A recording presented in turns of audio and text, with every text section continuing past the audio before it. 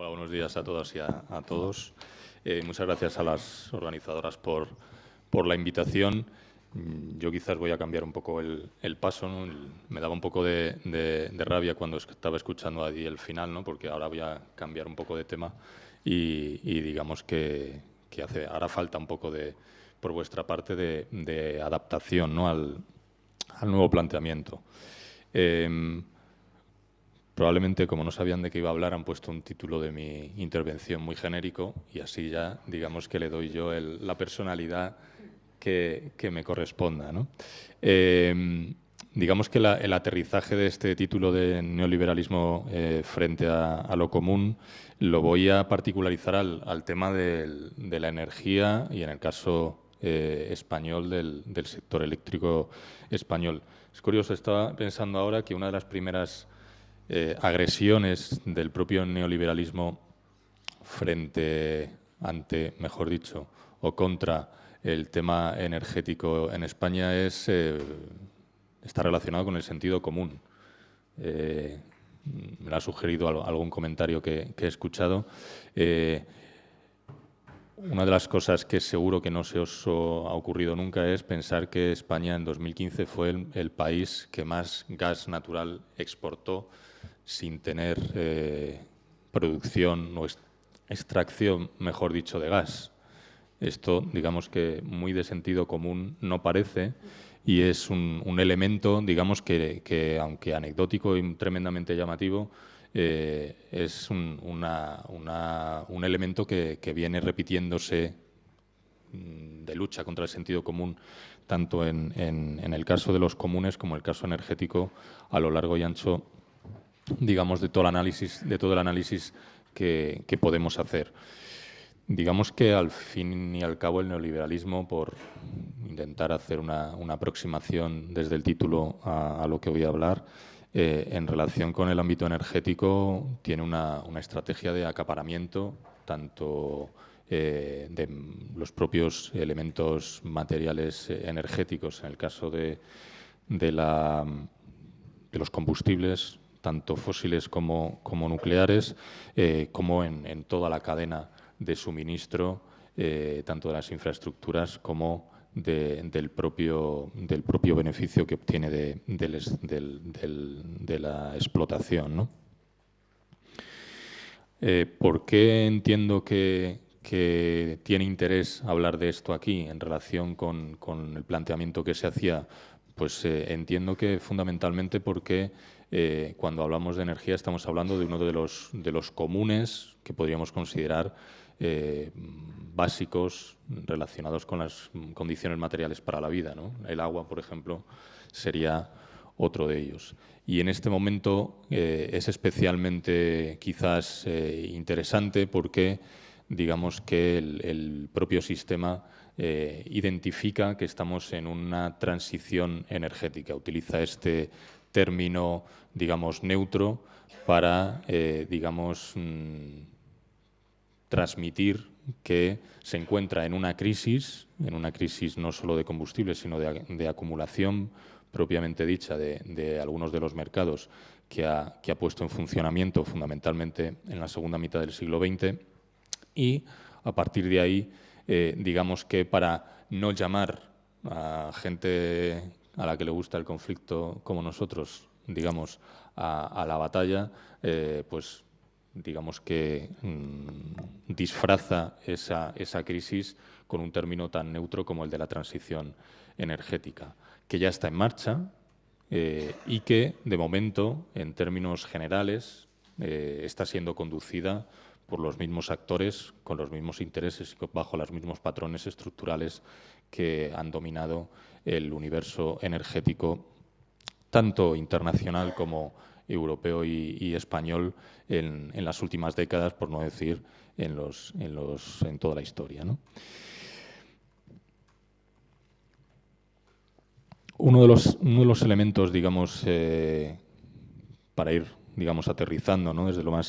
más general, que creo que llama bastante la atención y que sirve como caso paradigmático de cómo podemos vincular el tema de la protección de un común básico para las condiciones materiales de la vida, como es la energía, con lo concreto y lo cercano, por decirlo así, sería el sector eléctrico español, que tiene unas condiciones, en principio, relativamente particulares respecto a lo que ocurre en el resto de Europa. Cuando digo particulares aquí también yo he utilizado un eufemismo porque en realidad quería decir peores para las clases populares y en realidad también para la propia economía de lo cotidiano, además de, evidentemente, para lo que se refería ya yo en su intervención, y además de haber sido digamos, un hijo también de la crisis que sufre a nivel general el sector energético, el sector eléctrico a nivel mundial y a nivel europeo concretamente, también ha tenido, digamos, en los últimos años, a partir de 2007 aproximadamente, 2008, también, digamos, una crisis de esclavitud al propio crecimiento, ¿no? Ya que, bueno, pues una serie de digamos, inversiones un tanto dudosas como las que se realizaron en el sector de la producción de gas en ciclo combinado, pues llevó a las empresas a una situación financiera bastante delicada que, agravada por la crisis general, económicamente hablando, que redujo la actividad económica y también el consumo de las familias, en el caso eléctrico, pues digamos que obligó también, entre comillas, al gobierno, instado de manera imperiosa por las 5 empresas pertenecientes a UNESA, que controlan más del 80% del sector eléctrico español, a tomar medidas de reequilibrio de una situación que les estaba empezando a pasar factura y, por tanto, digamos, lo que nos ha llegado y en lo que se ha traducido en los últimos años ha sido a un aumento de los precios de la electricidad en más de un 80% en los 10 últimos años, por ejemplo, la aparición de un fenómeno cuyo nombre no comparto, que es el de la pobreza energética, que afecta aproximadamente a casi una quinta parte de la población del Estado, que no es poco, unos, digamos, beneficios extraordinarios o una transferencia de rentas desde las clases populares y las pequeñas y medianas empresas hacia el sector eléctrico de manera fraudulenta, de más de 80.000 millones de euros desde la liberalización del sector en el año 98. Bueno, digamos, una concentración mayor de la propiedad y, por tanto, del control del sector, y un mayor intervencionismo en el sector público a través de la legislación, como puede ser la última reforma eléctrica perpetrada por el Gobierno del PP, empezando en principio en verano de 2013,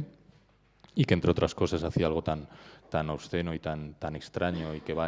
tanto en contra del sentido común,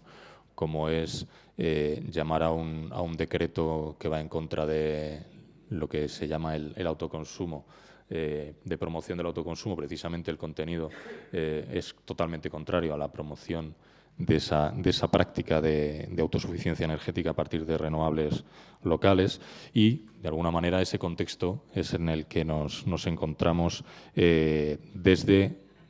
hace ya bastante tiempo, y particularizado al periodo posterior al estallido de la llamada crisis, bueno, pues un ataque al común relacionado con la energía. Bueno, esta contextualización está relativamente bien, bastante conocida probablemente por muchas y muchos, pero yo creo que lo interesante es plantearse qué hacer ante este tipo de situación, qué cosas se han estado haciendo y qué elementos para el conflicto en relación con este tema se pueden abrir o se pueden explotar y explorar, ¿no? En primer lugar, una vinculación entre cosas que ya se están haciendo y cosas que de alguna manera han empezado a funcionar, como de carácter, digamos, más o menos estratégico, vinculado a lo que comentaba Yayo en la primera intervención. Una de las cosas que desde el mundo alternativo relacionado con la energía habíamos venido haciendo medio regular había sido, digamos, aceptar el enfoque y el marco de planteamiento incluso estratégico del propio sistema. En cuanto comenzamos a cambiar el centro de importancia y pasamos, por esquematizarlo mucho, pero por un ejemplo muy claro, pasamos de pensar en un debate tecnológico a poner las necesidades de las personas, las necesidades humanas relacionadas con la energía en el centro, todo lo que derivaba de eso cambió. Y nos empezamos a encontrar con que, vinculado a esas necesidades humanas vinculadas con la energía o relacionadas con la energía, aparecía una cuestión que probablemente por haberlo vivido en Cataluña lo teníamos mucho más fácil, que era el de la soberanía, asociada a la energía. Es decir, quien toma las decisiones en relación con la energía es quien puede elaborar estos planes energéticos, mixes energéticos y todas estas historias en las que habíamos estado obsesionados desde la izquierda alternativa durante muchísimos años y que probablemente nos habían cegado para encontrar el camino pues más adecuado. También hay que decir que, evidentemente, hace 20 años era mucho más difícil abrir grietas en una estructura, digamos, socioeconómica, cultural, que era muchísimo menos favorable ante esto. Digamos que a partir de esos dos cambios de enfoque, derivaron una serie de principios como cosas como muy básicas o como muy evidentes a día de hoy, pero que en su momento no parecían tanto y que tienen una capacidad de movilización que entiendo con un potencial mayor que lo que habíamos vivido anteriormente. En primer lugar, la garantía de suministros, que ahora mismo está en entredicho,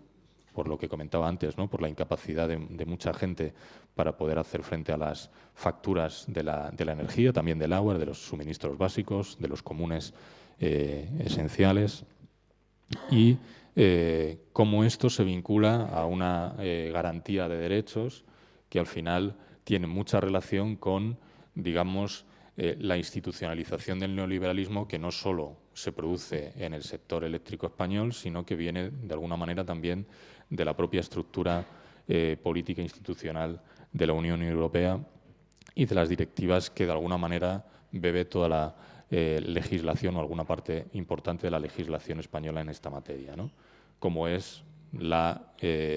consideración de la electricidad como un bien de interés económico general en vez de como un servicio público, y eso, de alguna manera, como sirve para un cambio en la consideración no solamente jurídico-legal, sino como un mecanismo, una herramienta de desprotección jurídica de derechos básicos como es en este caso el derecho de acceso universal a la energía en condiciones económicamente aceptables, de calidad y, evidentemente, de acceso universal, como comentaba anteriormente. Bueno, a partir de esto, evidentemente, el segundo nivel, el comentaba anteriormente, la democratización, no solo relacionada con la participación social, sino también con la participación en la cadena de suministro, en los medios de producción, que esto aquí no suena mal decirlo, en otros foros hablar del control de los medios de producción suena un poco raro, pero aquí no. Y entiendo que esta es una de las cuestiones, evidentemente, que abre un más amplio margen, abre más la puerta a nuevas formas de coproducción y adelanto entre el sector público y la ciudadanía de manera clara, ¿no? Y luego, por otra parte, nos encontramos con que, al fin y al cabo, la transformación a un modelo energético más razonable, tanto para los derechos de las personas como para la protección ambiental, está relacionado con la cercanía de toda la cadena de suministro, con la cercanía de la participación directa de las personas en las decisiones, en definitiva, con una relocalización general de todo el modelo, un modelo o la construcción de un modelo distribuido basado en energías renovables locales, con liderazgo, digamos, público y con amplio protagonismo ciudadano, donde el centro de gravedad debe cambiar tanto en lo físico y estructural como en lo institucional y económico, desde los niveles estatales, en el caso del Estado español, a los niveles locales, con lo que eso puede suponer de transformación, no únicamente en este ámbito del común energía, sino en el ámbito de lo institucional, en el sentido del reparto de competencias en relación con la energía, que por ser un elemento básico, uno de los cimientos del sector económico español, por tanto de la oligarquía y del modelo socioeconómico productivo, evidentemente puede conducir a una transformación también del propio, de las propias estructuras básicas del Estado y asociadas a ella a través de la economía, ¿no? Otro de los elementos que entiendo que nos encontramos en relación con el conflicto es que se incluyen o aparecen nuevos actores. Escuchando a Edi, digamos que también se hablaba de nuevos actores en el sector laboral, por decirlo así. Aquí nos encontramos con nuevos actores, o nos podemos encontrar con nuevos actores, evidentemente no únicamente en el sector laboral, sino en una variedad muy amplia de procedencias, orígenes, digamos, sectores sociales, etcétera, desde la gente vinculada al movimiento contra las hipotecas, que se ha vinculado en Cataluña fundamentalmente con mucho éxito con el tema de la pobreza energética a través de la Alianza contra la Pobreza Energética, como otro tipo de ámbitos, como otro tipo de actores dentro del sector que va más allá de los tradicionales, como pueden ser los sensibilizados con el tema de las renovables, con la sostenibilidad, etcétera. Y como Carlos conmigo sí que está siendo un poco duro con el tiempo, esto sirve para darme un par de minutos más. Y digamos, para terminar o concluir la intervención, digamos que los elementos que yo identifico como elementos donde se requiere batalla o lucha serían dos básicos y algunos más que derivan de ello. En primer lugar, el del lenguaje. Esto de la transición energética, por ejemplo, la utilización de un término tan neutro como esto no es casual.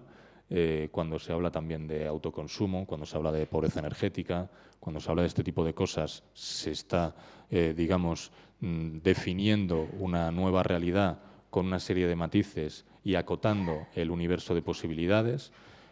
La pobreza energética en realidad no es el problema que yo creo que tenemos en relación con el común energía frente al neoliberalismo, sino es la garantía de unos suministros básicos, como lo que comentaba anteriormente, y eso amplía evidentemente tanto el marco conceptual como el universo de posibilidades. No estamos hablando únicamente de que se deba pagar la factura por parte de los organismos públicos a las personas que no pueden acceder a ella, sino que estamos hablando de un derecho básico asociado a la energía, es decir, de un servicio público, de la consideración de un servicio público, de una legislación a todos los efectos que debe derivar de la consideración de un servicio público asociado a ese derecho y, por tanto, entramos en una estrategia, digamos, de transformación mucho más profunda y más amplia que si solo nos referimos o si solo nos fijamos en que la gente en su casa pueda pasar más o menos frío. ¿De acuerdo? Como ejemplo. El otro está relacionado con el enfoque. Entiendo que uno de los grandes esfuerzos que tenemos que hacer los raros que nos hemos dedicado a esto de la energía durante tanto tiempo es vincular todos los análisis sesudos, tecnológicos y numéricos con la realidad de la gente. Al final, el problema de que la gente no pueda pagar la factura está relacionado con todo lo anterior que comentaba, ¿no? Y tenemos que, digamos, hacer la cadena y explicitar la cadena argumental, ¿no?, de cómo se llega desde el elemento de que tú no puedas pagar eso en un momento determinado a la consideración de un servicio público, de un derecho básico y de un cambio legislativo asociado a eso. Y señalar concretamente y exactamente cuáles son los cambios que se deben realizar en ese sentido. Cuando hablamos de cercanía, hay que vincularlo primero a las energías renovables locales, de pequeña escala, que eso debe ser gestionable. Para poder gestionarlo tiene que referirse, digamos, de alguna manera a un aumento de soberanía del ámbito local, no únicamente público, sino evidentemente con una participación de la ciudadanía directa. Para eso, evidentemente, hace falta señalar una mayor soberanía, y ahí entramos en el debate o en la batalla de la propiedad, porque para poder tomar decisiones tienes que tener el control de la propiedad para poder dirigir esa transición energética neutra hacia un modelo distribuido, como comentaba anteriormente, y democrático. Y para poder tener soberanía en relación con la propiedad, tenemos que tener también soberanía en relación con la financiación, es decir, con cómo se paga ese nuevo modelo, cómo se pagan esas nuevas infraestructuras y esas nuevas organizaciones, ¿no? Y para tener también soberanía en relación con el modelo energético de este estilo, tenemos que también tener soberanía productiva, porque si no producimos las cosas cerca, pues evidentemente no podremos tomar decisiones sobre cómo son las condiciones en las que esos elementos, esas infraestructuras son construidas, porque evidentemente, a pesar de que los chinos hagan las placas solares mucho más baratas, pues probablemente Eddy nos dirá que el modelo de la construcción de placas solares en China, por ejemplo, para los trabajadores y para la sociedad china, pues no es el mejor del mundo. Y bueno,